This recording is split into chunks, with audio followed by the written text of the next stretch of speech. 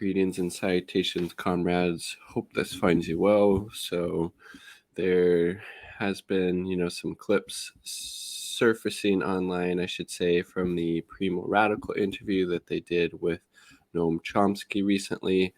I listened to the whole interview last night, and from my perspective, frankly, there was a number of troubling things that Chomsky said during that interview. Including the stuff about the, vaccine mandates and how people who aren't vaccinated should be ostracized from society. And, we don't need to worry about taking care of them at all. If they just put them over in the corner, if they become destitute, then give them food at that point. But besides that, don't help them at all. I mean, it's just really, really disgusting. And Chomsky claims to be an anarchist, right? And anarchism is all about breaking down these repressive authoritarian power structures if they can't really be justified in building back something better. So his whole shtick about wanting to ostracize people who don't want to get vaccinated kind of, to me at least, completely goes against his anarchist principles. So I'll show the clip that Max Blumenthal tweeted, and then I'll go over some of the notes I took about some of the other problematic things he said during the interview. Not all of the shit he said during this interview was bad, but there was some, noteworthy things that I think were pretty, problematic. Not to say that we need to cancel Chomsky completely, but some of his views are pretty problematic, and I think, frankly, he needs to be better at engaging in, self-criticism and actually looking at the material reality of why, parts of the population are, hesitant, not ready to get the vaccination, instead of saying that they should basically, be taken out to the woods and, starve to death, right? I don't know. It's pretty problematic from my perspective. So, so here's that clip. And then I'll go over some of the other notes I had, but definitely it's worth watching the whole interview for sure.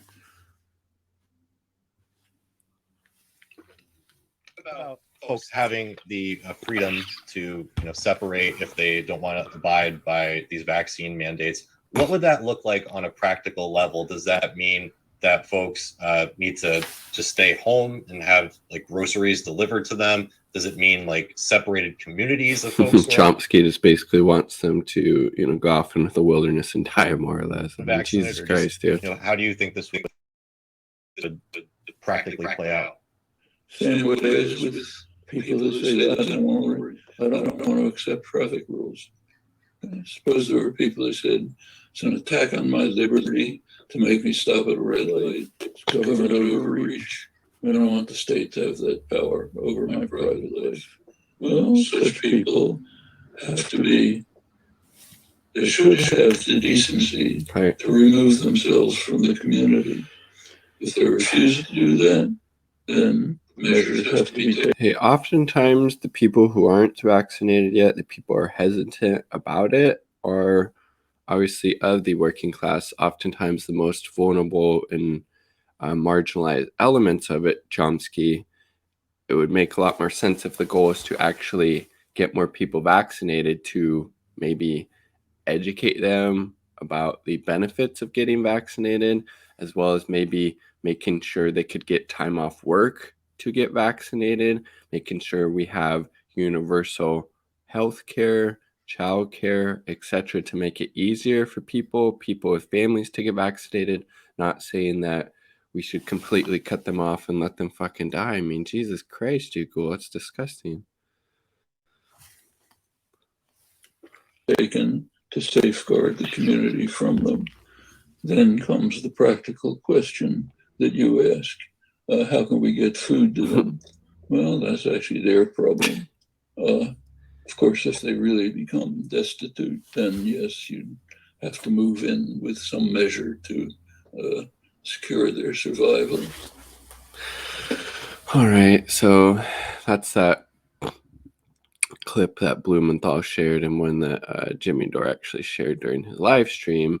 And then Chomsky was also comparing, the vaccine mandates to traffic lights. And, if people are so concerned about, government, overreach, then, look at the, traffic lights, how the governments could surveil them too. It's like, well, okay, aren't both things can be true at the same time? Like, we shouldn't have all of these, big brother, national security police state measures, whether it's, vaccine passports or, traffic lights that, can surveil people and figure out where they are at every time. So I think Chomsky's view on this is very problematic, to say the least. I mean, especially about just wanting to ostracize these people, separate them from society, and basically saying, well, you don't want to get the vaccine, then fuck off. You can go in the corner and die, more or less. I mean, Jesus fucking Christ, dude. Okay, and then I took a number of other. Again, I watched the whole interview. Definitely worth checking out. Primo Radical does a really good job of, answering or asking a lot of different questions to his guests. This definitely includes Chomsky. He asked Chomsky about the OPCW, wants the OPCW whistleblowers to be heard, but thinks Assad was probably behind the Douma gas attack. Chomsky, there's no fucking evidence for that. The OPCW cover-up revealed that. Jesus Christ. So kind of, shilling for U.S. imperialism, frankly, and U.S. war crimes, right? Then I wrote down, like I said earlier, vaccine mandates similar to red light traffic laws. I mean, that seems kind of a weird comparison to me. I don't know. What do you think? Then we got into more, they got into more electoral politics stuff. So it's Republicans and right-wing Democrats' fault, not the Democratic Party, for things like the unemployment benefits expiring, eviction moratorium. Like, that's complete fucking covering up of the material reality, Chomsky. Like, the Democratic Party is a right-wing party. There's no elements that I've seen in it that are actually willing to stand up and fight for the working class. Either they're unable to or unwilling, or a combination of the two. So he's always trying to blame, it's the right-wing elements of the Democratic Party and the Republicans. It's their fault. But the Democratic Party in whole is actually, some good thing, looking out for the interests. Like, shut the fuck up, dude. You have no idea what you're talking about. You obviously aren't paying attention at all. And again, that was in relation to the unemployment benefits expiring, the eviction moratorium. And I just put, quote, right-wing Democrats. Dude, they're all fucking right-wing, you nut job. Jesus Christ. And then Primo Radical asked Chomsky, why couldn't Biden just cancel student loan debt? And Chomsky said, I quote, political suicide if Biden canceled student loan debt. And I wrote down SM fucking H. Political fucking suicide. Are you fucking shitting me?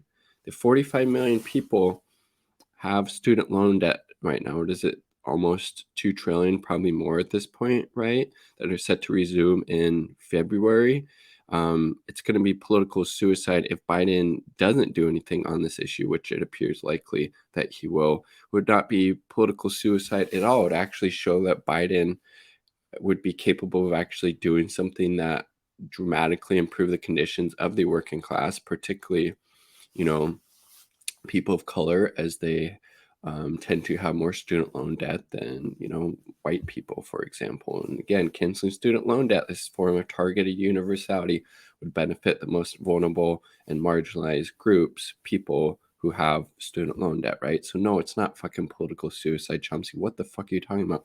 It would actually show Biden has a backbone and is willing to actually do something that improves the material conditions of the working class, you fucking nut. He also, quote, said, quote, executive action would be a gift to the far right. And then I wrote law.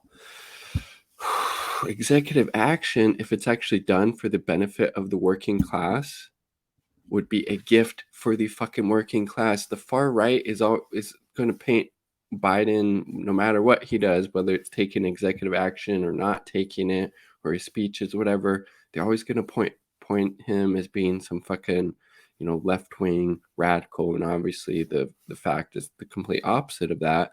So they're going to shit on him no matter what he does. At least let them shit on him for him actually doing something that improves the working conditions of the fucking material class. Chomsky, like, what the fuck are you talking about? Executive action would be a gift to the far. Like, goddamn, dude, shut the fuck up. Then I wrote, Biden could achieve a great deal through executive action, if he wanted to. And then Primo Radical asked Chomsky about the student, like a potential student loan debt strike when these payments are set to resume back in 2020, and then Chomsky with paying rent. And then I wrote down no structural critique at all. It's all about right wing. He doesn't really come at it from a socialist or communist lens. It's it's just these far right Republicans and the right wing elements of the Democratic Party. No, it's like a fucking structural issue, Chomsky.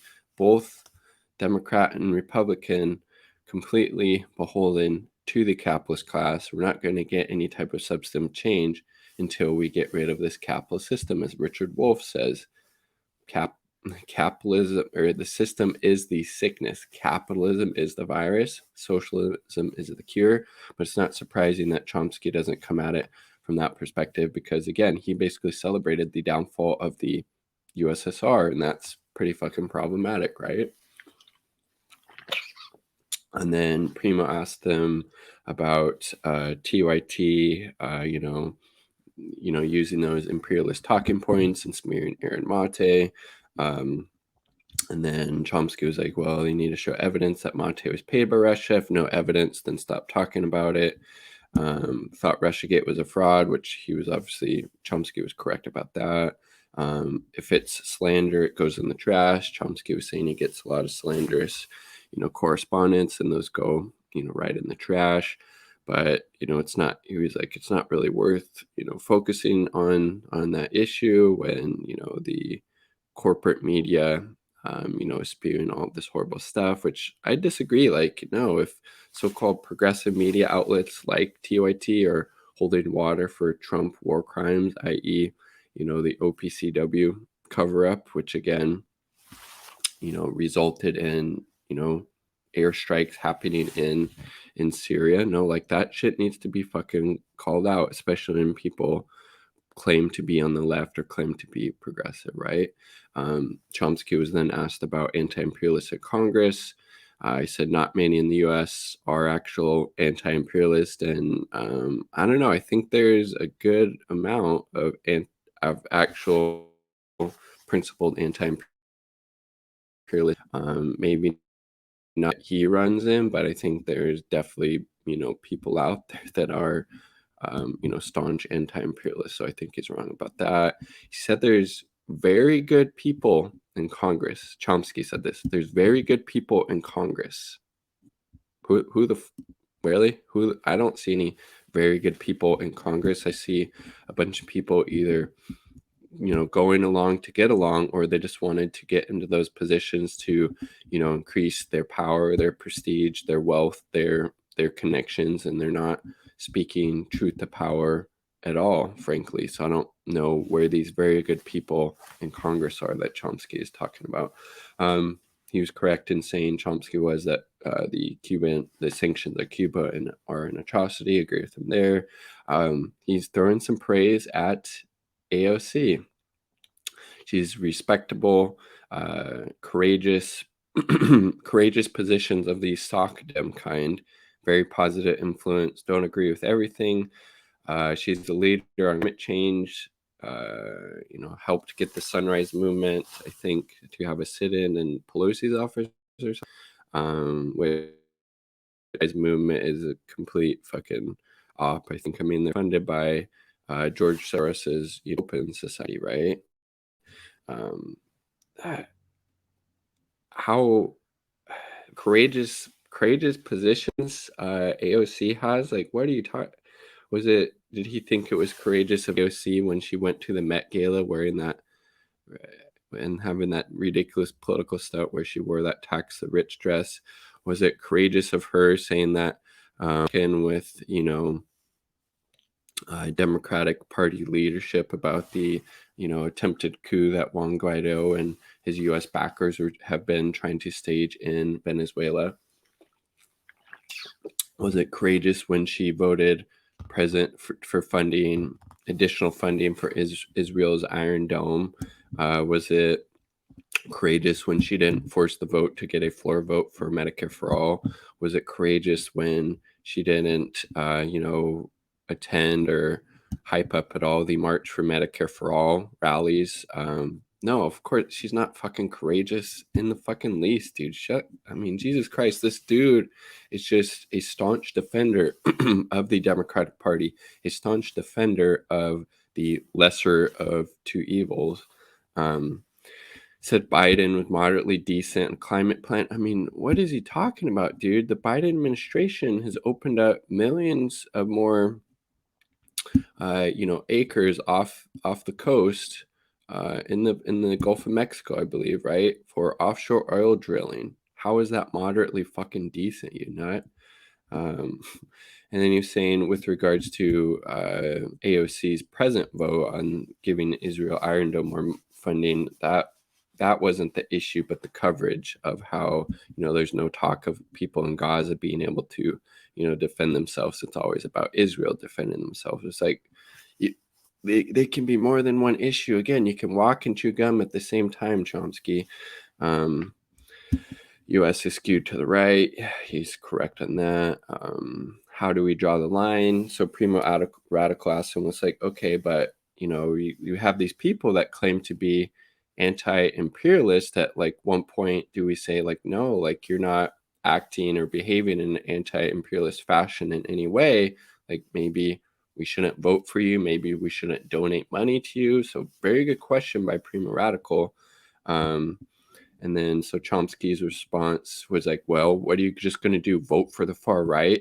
Again, he has these blinders on. It's, it's either Democrat or Republican. It's either voting for the Democrats, the lesser of two evils, or you're empowering the far right. How about trying to build a fucking third party that actually stands up for the working class, that is actually comprised of anti-imperialists that want to dismantle the U.S. empire, that actually, want to support, socialism in other countries and build socialism in the U.S. and actually force maybe the Democrats to go to the left instead of them further creeping to the right. Again, like, it's always lesser of two evils with Chomsky. If you don't support the Democrats, then you support the far right.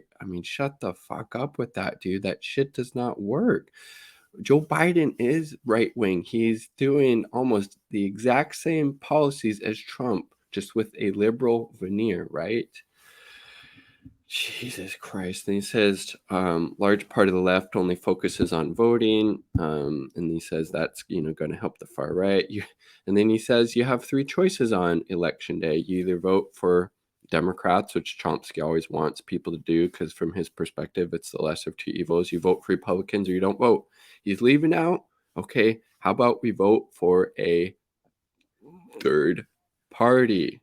Okay, obviously there's more than three options there, Chomsky, so shut the fuck up. You obviously have no idea what you're talking about. And then Primo Radical followed up with, well, is that, this vote blue no matter who type of thing, always voting for the lesser of two evils, is that actually an effective strategy? And then Chomsky said, quote, that's, keeping out the worst. Quote, few minutes of your political activity to keep the worst out and get back to work.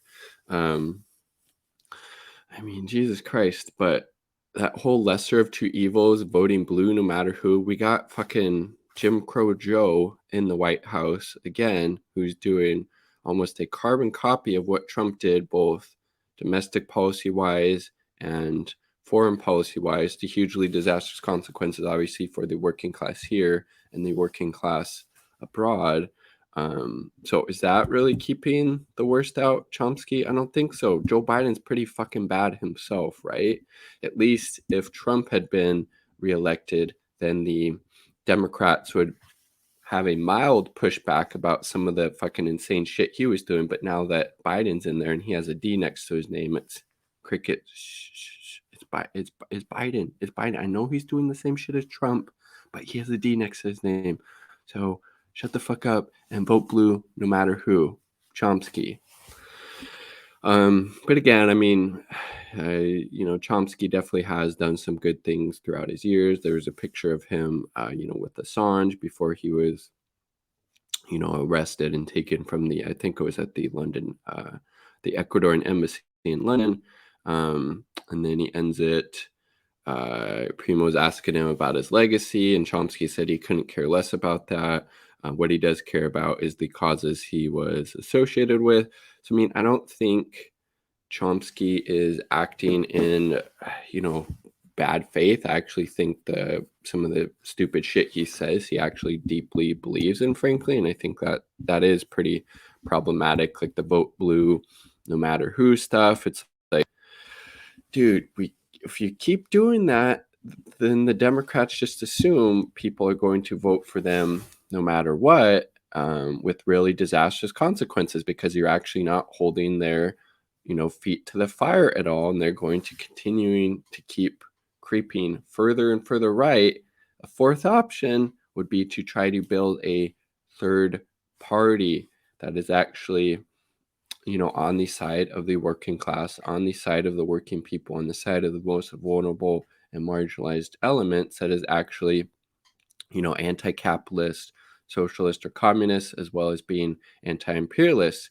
And at least, you get some momentum that way. The Democrats would be forced to go to the left, or they would, lose all of their political power, prestige, and connections. So I just think Chomsky's analysis is off on a lot of these issues, including with the, vaccine mandates, and saying, well, those people just need to be ostracized and, fuck them, take them out in the forest. They can go, live out there and live off tree bark. But if they become destitute, then we'll maybe help them out. So definitely worth, checking out the whole interview. Again, I don't disagree with everything he said in this interview with Primo Radical, but there are a number of things, as I pointed out, that are pretty problematic, frankly. Like the video, if you like the damn video, subscribe for more content. All part of the people. Peace. Much love. Quick shout out to the 2 Uber comrades supporting my channel on this content Patreon, my partner, and Independent Left News. Definitely Independent Left News. Peace, y'all.